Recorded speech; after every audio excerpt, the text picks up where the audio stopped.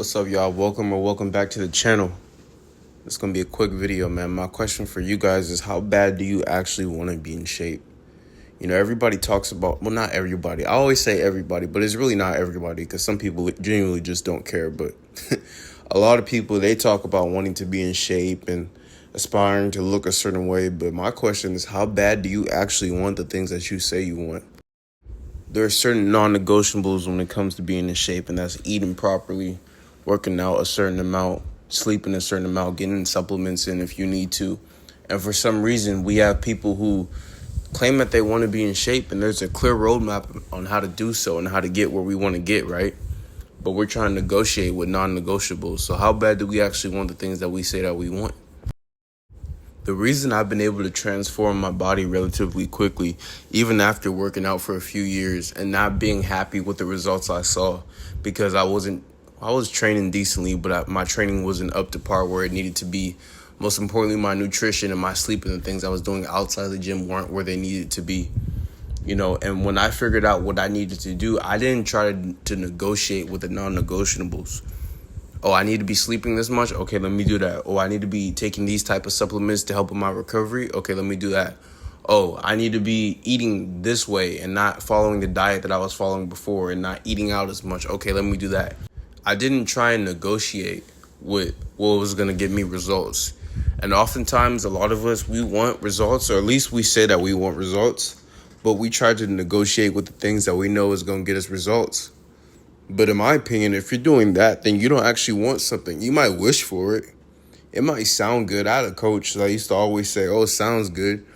You know, we might be running a play and we mess up. And he's like, okay, what were you supposed to do? And we tell him what we were supposed to do. He's like, yeah, that sounds good. And what that means is, well, in practice, yeah, it sounds good. You know, like you're talking, yeah, that sounds good. But are you going to actually run the play? Are you going to actually do what you're supposed to do?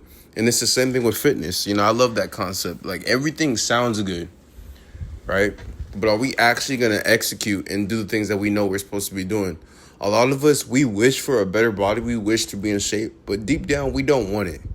And the reason why I know we don't want it is because when I wanted to get in better shape, when I realized I was out of shape and I was in the gym for 2.5, 3 years and still not getting where I needed to get, there were people who, prior to me making my transformation, have still been talking about the fact that they weren't where they wanted to be because they weren't taking care of nutrition or training properly and stuff like that.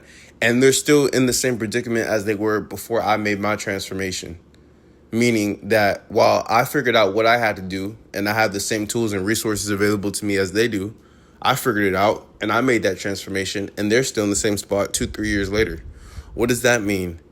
It simply means that they don't want what they say they want as bad as they think they do. They might wish for it and it might sound good, but they don't really want the work, man. They don't really want to do what it takes to be able to get the results that they know that they want to get, or that they think that they want to get.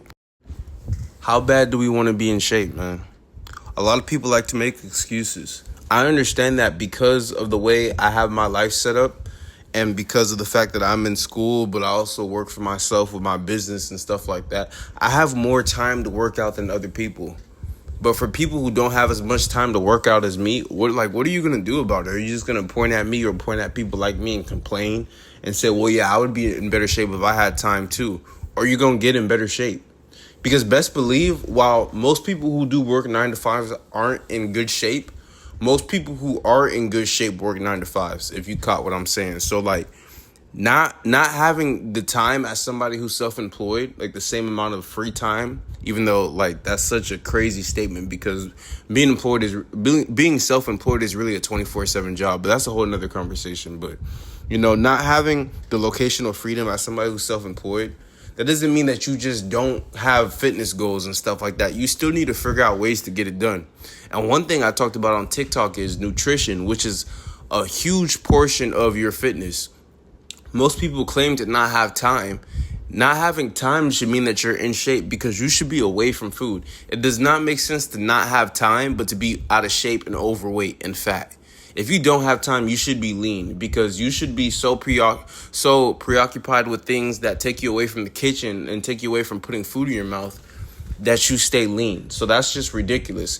And on top of that, people, and even though I'm not a low volume guy, you guys know this, People have proven that you could still get in good shape training low volume, training 2-3 times a week for 45 minutes. I don't promote that. I like to be in the gym 5 days a week. I like to train for hours just because I love working out and I love staying active. But if I was in a predicament where I didn't have the time, I could easily just dial in my, not easily, but I could, dial in my nutrition, and I could train 3 times a week, max 4 times a week with 45 to an hour minute sessions. That's 3 hours a week. That's 4 hours a week. That's doable. Everybody can do that. So again, I'm going to ask you, how bad do you actually want to be in shape? And if you've been trying, and I say that word in quotes, you guys can't see me, but I just threw up quotes. If you've been trying to get in shape for years, right, and you're still not there, look yourself in the mirror and ask yourself, how bad do you actually want to be in shape? And if you can be honest with yourself, and you can take accountability for the fact that you're not in shape and that you haven't been going hard, that you're just wishing for it, I promise you, you will not be the same in 18 months from now. And yes, I said 18 months because you can't do this in 2 weeks. This is not no instant gratification. I'm tired of seeing the stuff on social media where people are losing 40 pounds in 2 weeks. That stuff is not healthy. It's not sustainable. And then people want to complain about loose skin and losing muscle and all that crazy stuff. Give yourself 6 months, depending on how far you're at. If you're really far, give yourself 12 months. If you're extremely far, give yourself 18 to 24 months. Give yourself time. And watch how your body change. Watch how you actually take the fitness goals that you have for yourself serious. And watch how just taking this serious, you could change your whole body, man. You could be happy with what you see in the mirror. You can stop wishing to be in shape and actually want and desire and long to be in shape. You need to be in shape. Your new standard is not even allowing you to ever be out of shape again. So yeah, this Randall Branch Media, I'm checking out. How bad do you want to be in shape? And if you answer that question honestly and take actions that you know you need to take, you'll be all right.